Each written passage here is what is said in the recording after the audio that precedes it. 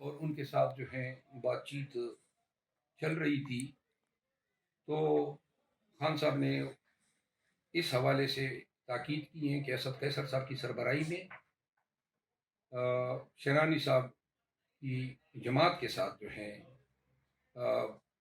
گفت و شنید جو ہے منطقی انجام تک پہنچائی جائے، اور انشاءاللہ ان قریب اس حوالے سے خوشخبری سننے کو ملے گی۔ اس کے علاوہ خان صاحب نے وکلاء کے ذریعے کنونشنوں کے انعقاد کے لیے عدالتوں سے ریمیڈیز حاصل کرنے پر زور دیا، اور کہا کہ تمام علاقوں میں جو ہیں کانسٹیٹیوشنل کورٹ سے رجوع بھی کیا جائے۔ انہوں نے یہ بھی کہا کہ جو بھی زیادتی ہو، جس امیدوار کے ساتھ ہو یا جس ممبر پی ٹی آئی کے ساتھ ہو، ہر زیادتی کو کانسٹیٹیوشنل کورٹ میں چیلنج کیا جانا چاہیے، بے شک ریلیف ملے یا نہ ملے، لیکن یہ چیزیں تاریخ کا حصہ بنے گی۔ اپیل کرتے ہوئے جو میں نے الفاظ کہے تو انہوں نے چیف جسٹس آف پاکستان قاضی فائز عیسیٰ صاحب کا بھی نام لیا۔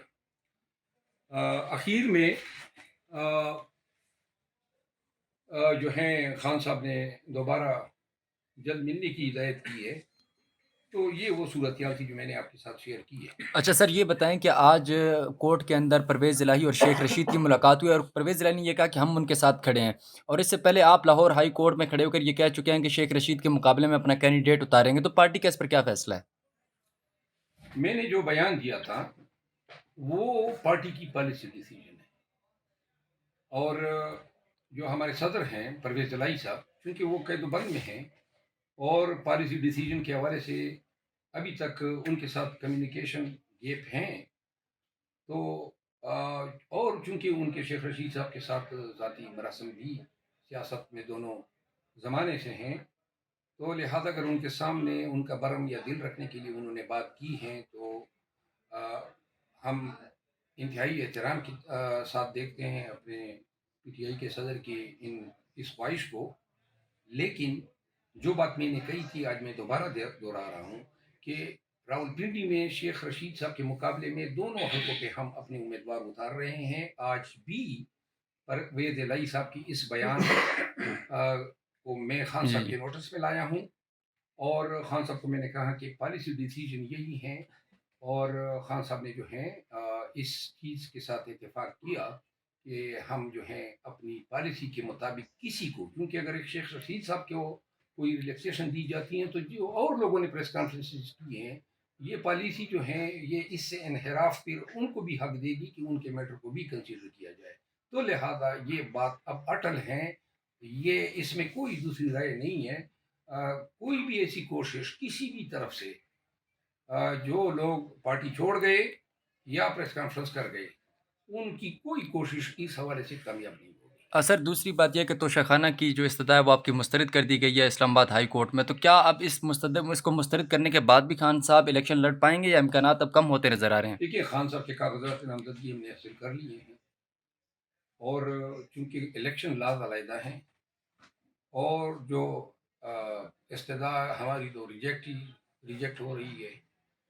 لیکن قانون ایسا کوئی قطعاً نہیں ڈالتا ہے کہ کوئی شخص جس کی سزا جو ہے ابھی منطقی طور پہ فائنل نہ ہو چکی ہو، یہ قانون ہے کہ اپیل جو ہے وہ ٹرائل کا کنٹینیویشن تصور ہوتا ہے،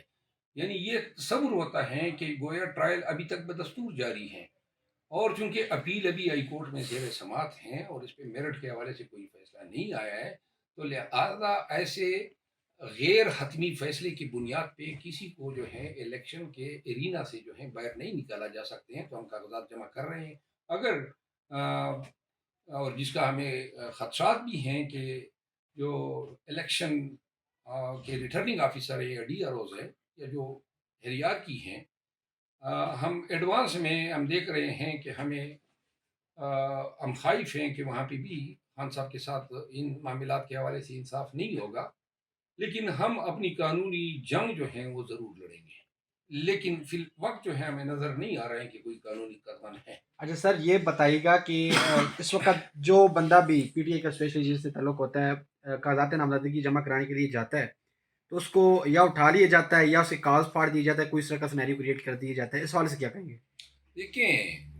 یہ ایک ایڈوائز ہیں پاکستان تحریک انصاف کے جملہ امیدواران کو بھی. قانون میں کسی بھی امیدوار